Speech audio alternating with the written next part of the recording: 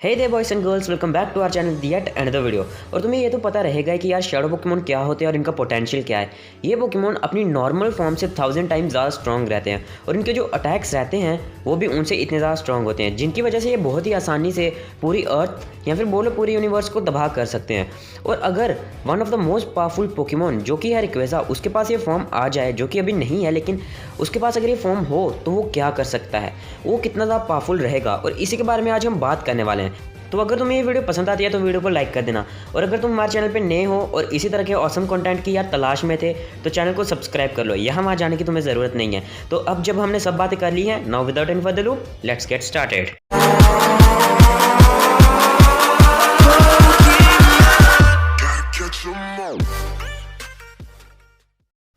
तो सबसे पहले तो यार मैं तुम्हें बताना चाहूँगा कि शैडो पोकेमोन्स को लेके क्या क्या थ्योरीज हैं और ये किस तरह से बनते हैं। तो यार जो सबसे पहली थ्योरी है वो ये कहती है कि ये आर्टिफिशियल पोकेमोन रहते हैं जिन्हें साइंटिस्ट द्वारा बनाया जाता है पूरे यूनिवर्स को डोमिनेट करने के लिए या फिर उसी तरह के दूसरे पोकेमोन को ख़त्म करने के लिए, क्योंकि इनके जो अटैक्स रहते हैं वो बहुत ज़्यादा पावरफुल रहते हैं और ये अपने दूसरे यानी कि जो इनकी अपोजिट साइड लाइट साइड है उसे बहुत ही आराम से ख़त्म कर सकते हैं, उन्हें मार सकते हैं। और ये पोकेमोन बिल्कुल हार्टलेस होते हैं, इनमें यार इमोशंस नाम की कोई चीज़ नहीं होती। तो अगर तुम ये सोचते हो कि तुम एक शैडो पोकेमोन बनाओगे और उसे अपने साथ रखोगे तो यार वो सबसे बड़ी बेवकूफ़ी रहेगी, क्योंकि इनके पास हार्ट नहीं होता और इनके पास फीलिंग्स भी नहीं रहेंगी। ये बिल्कुल भी नहीं सोच सकते कि क्या हो रहा है क्या नहीं, और इन्हें कंट्रोल करना उतना ही ज़्यादा मुश्किल है। अगर तुम सोचते हो कि यार अगर मैंने एक शैडो पोकेमोन बना लिया और मैं उसे अपने साथ रख सकता हूँ, उसे ऑर्डर दे सकता हूँ, तो हो सकता है तुम उसे ऑर्डर दे सको, लेकिन बहुत ही कम टाइम के लिए। जल्दी वो अपने आप की मनमानी करना शुरू कर देगा और उसे बिल्कुल भी फ़र्क नहीं पड़ता कि यार तुम्हें चोट पहुंच रही है या नहीं। वो अपने फेलो बींग्स यानी कि अपने साथ के पोकेमोन्स को भी बहुत ही आसानी से मार सकता है, उन्हें ख़त्म कर सकता है। और ये पोकेमोन इतने ज़्यादा पावरफुल रहते हैं कि यार सिर्फ एक अटैक से पूरी की पूरी अर्थ को तबाह कर सकते हैं। तो यार ये तो रही इसको लेके पहली थ्योरी।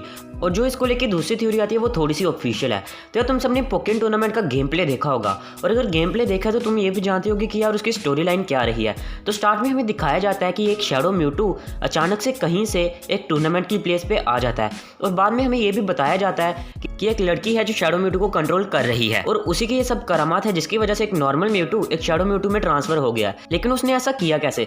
तो दरअसल शैडो म्यूटू के शोल्डर में हमें जो क्रिस्टल दिखाया जाता है उसी की वजह से म्यूटू शैडो म्यूटू में बदल गया। उस क्रिस्टल में किसी टाइप की एनर्जी थी जिसने म्यूटू के अंदर के हेट्रेड को और उसकी डार्क साइड को जगा दिया और उसको एक हार्टलेस पोकेमोन में या फिर बोलो एक हार्टलेस किलिंग मशीन में बदल दिया।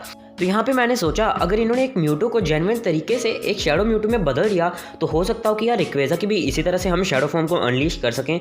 हाँ, वो बात अलग रही कि यार उसकी बॉडी में एक क्रिस्टल घुसाएगा कौन, क्या वो उसे घुसाने देगा? लेकिन एक मिनट की तुम सिर्फ ये इमेजिन कर लो कि हमें रिक्वेजा की शैडो फॉर्म अनलीश होती दिखाई गई और रिक्वेजा अपनी शैडो फॉर्म में आ चुका है। तो सबसे पहला काम होगा वो क्या होगा मैं बताता हूँ यार। सबसे पहले तो दुनिया का खात्मा होगा, यानी कि अर्थ की तबाही, क्योंकि शैडो पोकेमोन के अटैक इतने ज़्यादा पावरफुल रहेंगे कि वो किसी भी चीज़ को एक ही स्ट्राइक में तोड़ सकते हैं। और हम सब जानते हैं रिक्वेजा की ड्रैगन एसेंट आगे इतनी ताकतवर है कि यार वो म्यूटेरेट्स को बहुत ही आसानी से तोड़ सकती है। तो यार फिर अब अर्थ तो उसके सामने कुछ भी नहीं रहा जब उसका अटैक 1000 टाइम्स ज़्यादा ताकतवर हो चुका है।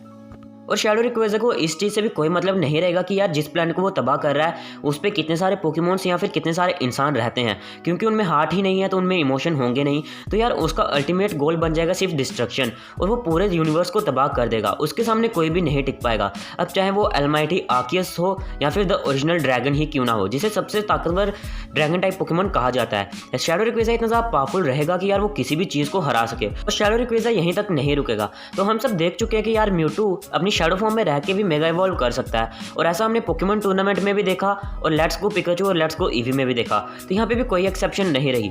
हो सकता है कि यार रिक्वेजा यानी कि शैडो रिक्वेजा भी अपनी मेगा फॉर्म में आ जाए, और अगर एक बार शैडो रिक्वेजा अपनी मेगा फॉर्म में आ गया तो मैं इतनी बात पक्के से कह सकता हूँ कि कोई भी चीज़ उसके आसपास नहीं आना चाहेगी।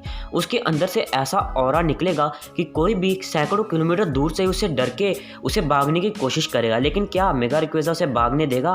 तो यार इसका जवाब भी ना है। वो इतना ज़्यादा तेज़ हो जाएगा कि सिर्फ एक सेकंड में एक यूनिवर्स से दूसरे यूनिवर्स में आराम से ट्रैवल कर सके।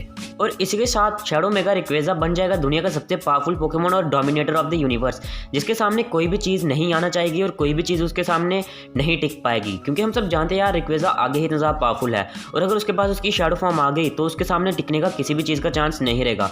कोई भी ऐसा पोकेमोन या फिर ऐसी चीज़ नहीं रहेगी जो शैडो रिक्वेजा के सामने टिक सके। और यहाँ पे सिर्फ एक ही तरीका रहेगा जिसकी मदद से तुम शैडो रिक्वेजा को उसकी नॉर्मल फॉर्म में ला सकते हो। वो रहेगा या तो उसके हाथ को तुम प्यूरीफाई कर दो किसी तरीके से, या फिर तुम उसकी बॉडी में लगे क्रिस्टल को तोड़ दो या फिर निकाल दो। और यार क्रिस्टल को निकालना या तोड़ना तो बहुत ही मुश्किल काम रहेगा, तो यहाँ पे सबसे आसान काम रहेगा उसके हार्ट को प्यूरीफाई करना, जिसके लिए तुम्हें उसके हार्ट में इमोशंस जगाने पड़ेंगे। और ये चीज़ें हो सकती है बैटलिंग से या फिर उसे अपने साथ रख के, लेकिन तुम ये भी जानते हो कि उसे अपने साथ रखने में कितना ज़्यादा डेंजर रहेगा। तो यार आज की वीडियो में तो बस इतना ही, और अगर तुम्हें ये वीडियो पसंद आई हो तो यार वीडियो को लाइक कर दो, चैनल को सब्सक्राइब कर दो। और हाँ यार, मैं तुम सबको सॉरी कहना चाहता हूँ क्योंकि मैं जानता हूँ वीडियोस बहुत ज़्यादा लेट आ रही हैं, और मैं एक वीक में सिर्फ एक ही वीडियो अपलोड करने के एबल रह रहा हूँ क्योंकि यार वर्कलोड बहुत ज़्यादा है। और हाँ, मैं एक और चीज़ की तुम्हें यार कॉन्ग्रेचुलेशंस भी देना चाहूँगा, क्योंकि हो सकता है अगर इस वीडियो पे अच्छा सपोर्ट आए तो इस वीडियो के साथ हमारी मोनेटाइजेशन ऑन हो जाए, यानी कि हमारी वीडियो पर ऐड आना शुरू हो जाएगी। सो यार आज की वीडियो में बस इतना ही, मिलते हैं हम आपसे अगले एपिसोड में। एज आ जर्नी कंटिन्यूज़।